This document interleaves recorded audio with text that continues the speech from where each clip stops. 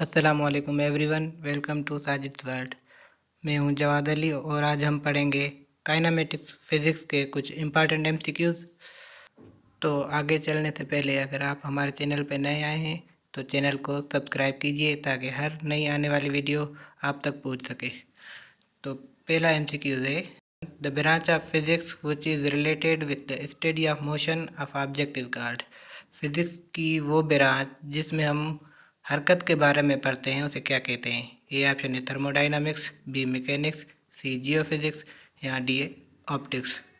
तो थर्मोडाइनमिक्स में हम हीट के बारे में पढ़ते हैं, जियोफिज़िक्स में हम पढ़ते हैं अर्थ के बारे में और ऑप्टिक्स में हम लाइट और उसकी प्रॉपर्टीज से रिलेटेड पढ़ते हैं। तो करेक्ट ऑप्शन होगा बी यानी कि मैकेनिक्स। क्वेश्चन नंबर 2 है, if a body change its position with respect to its surrounding then that body is. A option at rest, B option in motion, C both. अगर कोई भी बॉडी अपनी जगह चेंज करती है सराउंडिंग के रेस्पेक्ट तो वो बॉडी इन मोशन होती है। बी ऑप्शन करेक्ट होगा।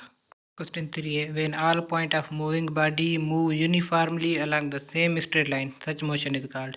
अगर किसी भी ऑब्जेक्ट या बॉडी की हर पॉइंट यूनिफॉर्मली स्ट्रेट लाइन में मूव करे तो ऐसे मोशन को क्या कहते हैं? A option translatory, B oscillatory, C option है सर्कुलर मोशन या डी ऑप्शन है लीनियर मोशन। तो ऐसे मोशन को हम कहते हैं ट्रांसलेटरी मोशन, जिसमें बॉडी की हर पॉइंट सेम लाइन में मूव करे। ए करेक्ट ऑप्शन होगा। बाद है question number 4, the motion of the body around a fixed axis which passes through body itself is called. अगर कोई भी ऐसी बॉडी जो किसी फिक्स्ड एक्सिस के अराउंड रोटेट करती है, जैसे कि हम एग्जांपल ले लें फैन, या फिर हम अर्थ जो रोटेट करती है जैसे डे नाइट में तब्दील होता है, नाइट डे में, तो ऐसे जो मोशंस हैं उस मोशन को क्या कहते हैं? रैंडम मोशन, बी ऑप्शन है स्पिन और रोटेटरी मोशन या सी ऑप्शन है वाइब्रेटरी मोशन।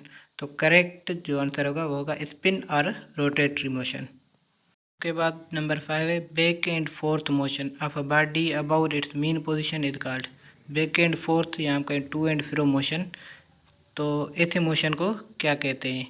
जैसे हम एग्जांपल लें घर में लगे झूले की, वो एक टू एंड फ्रो या बैक एंड फोर्थ मोशन है। उसके बाद हम एग्जांपल ले लें गिटार में लगी तार या इंजन का जो पिस्टन होता है, ये सारे मोशन जो है वो कौन से मोशन होते हैं? ऐसे मोशन को हम कहते हैं वाइब्रेटरी और ऑक्सीलेटरी मोशन, यानी कि ऑप्शन ए जो है वो करेक्ट होगा।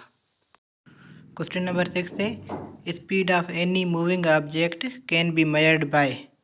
स्पीड का जो फार्मूला होता है वो क्या होता है, यानी कि किसी भी ऑब्जेक्ट की स्पीड कैसे मेजर करते हैं? तो स्पीड होती है डिस्टेंस पर यूनिट टाइम, यानी कि कितने टाइम में कितना डिस्टेंस कवर किया है। तो उस डिस्टेंस को हम टाइम के साथ डिवाइड करते हैं, जो ऑप्शन सी है वो करेक्ट हो जाएगा। तो speed is equal to distance upon time. अब क्वेश्चन नंबर 7 में इसी क्वेश्चन नंबर 6 से रिलेटेड एक प्रॉब्लम है, a car travels 700 metre in 35 seconds, what is the speed of car. Speed find करनी है कार की। कार ने 700 मीटर मुफासला तय किया है सफ़र कितने सेकंड्स में? 35 सेकंड्स में। तो 700 को हम 35 के साथ डिवाइड करेंगे।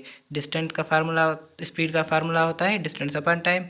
700 को डिवाइड करेंगे 35 के साथ तो हमें आंसर मिल जाएगा 20 मीटर पर सेकंड।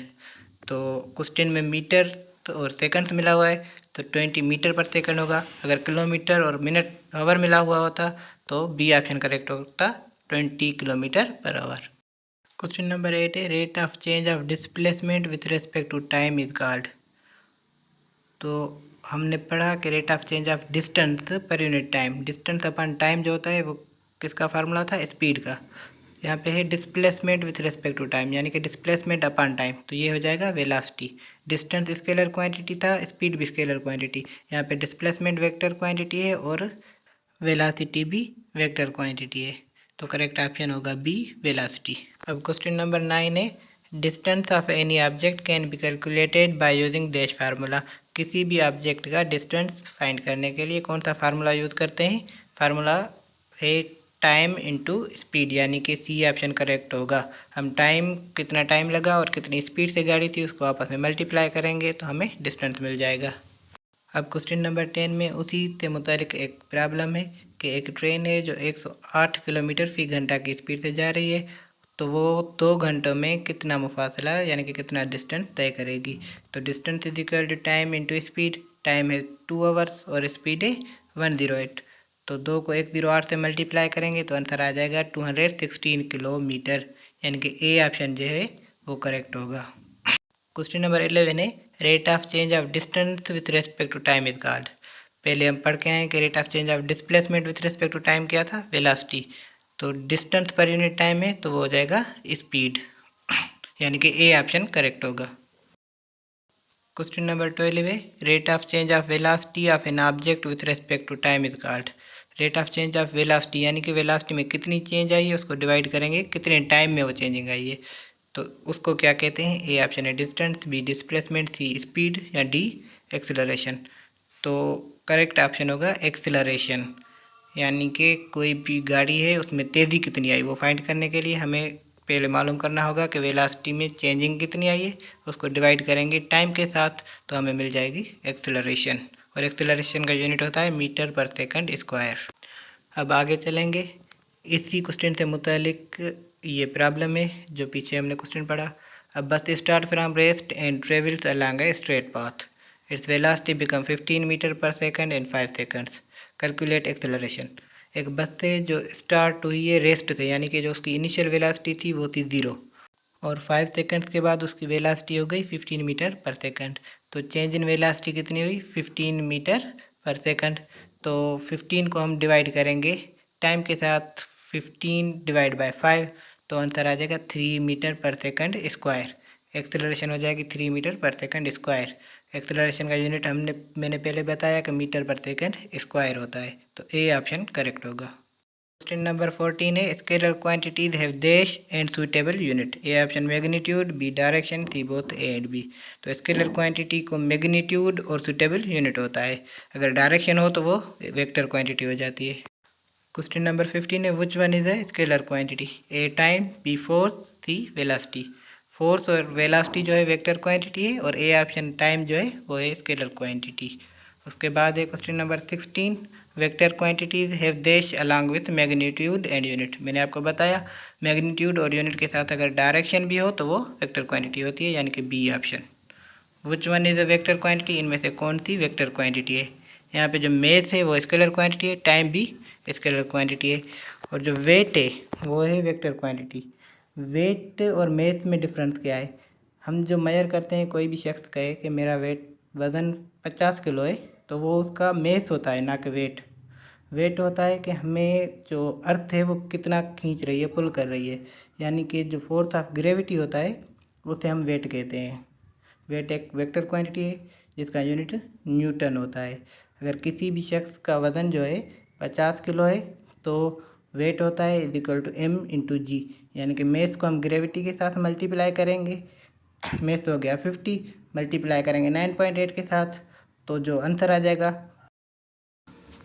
490 न्यूटन। तो ये जो है ग्रेविटी इतना पुल कर रही है, इतना फोर्स लगा रही है उस शख्स पे।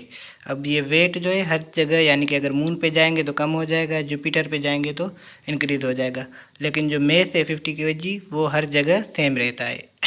उसके बाद क्वेश्चन नंबर 18 है distance is a dash quantity. A vector, B scalar, C both. तो बी ऑप्शन होगा डिस्टेंस क्या है, स्केलर क्वांटिटी है।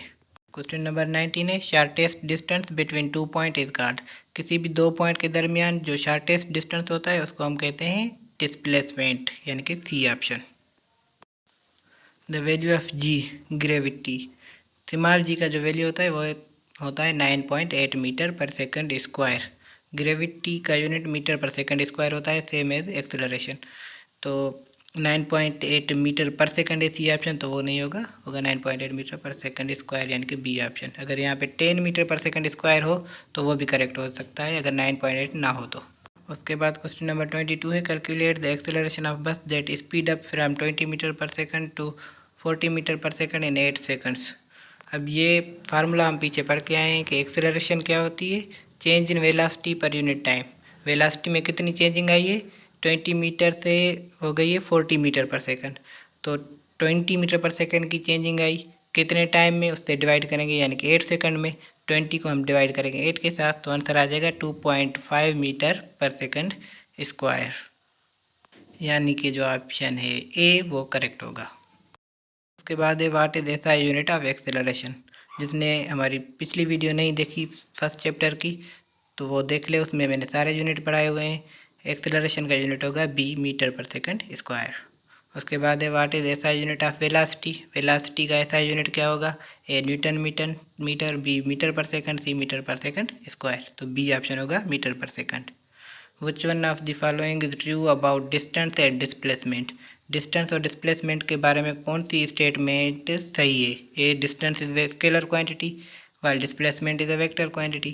B option है distance is vector quantity while displacement is scalar quantity. C option है both are vector. D है both are scalar quantity. तो अगर पूरी वीडियो आपने देखी है तो आप खुद इसका सही आंसर दे सकते हैं कि डिस्टेंस स्केलर क्वांटिटी है और डिस्प्लेसमेंट वेक्टर क्वांटिटी है। तो आज के लिए इतना ही काफ़ी है। मज़ीद वीडियो के लिए सब्सक्राइब कीजिए साजिद वर्ल्ड को। आप सबका बहुत शुक्रिया। अल्लाह हाफिज़।